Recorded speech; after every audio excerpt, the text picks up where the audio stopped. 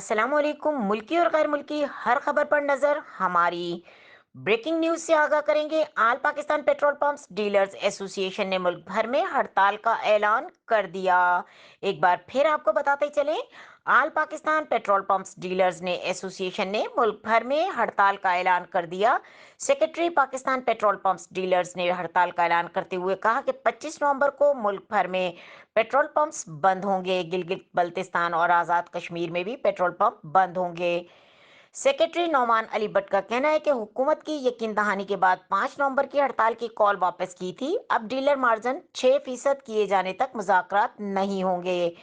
Waza रहे कि तर्जुमान वजारत खजाना मुजम्मिल असलम ने समाजी राब्ते की वेबसाइट ट्विटर पर पेट्रोलियम मसनूआत की कीमतों में इजाफे के हवाले से अपने बयान में कहा कि हुकूमत सेल्स टैक्स 17% के बजाय 1,43% हासिल करेगी। पूरा 17% वसूल होता तो पेट्रोल की कीमत 160 से ज्यादा हो जाती है। मजीद अगर 30 रुपए लेवी लिया जाता तो पेट्रोल की कीमत 180 रुपए फी लीटर होता है। हुकूमत ने अपनी फी लीटर 35 रुपए छोड़े हैं। मजीद खबरों और अपडेट के लिए देखते रहें के न्यूज़ चैनल इंटरनेशनल।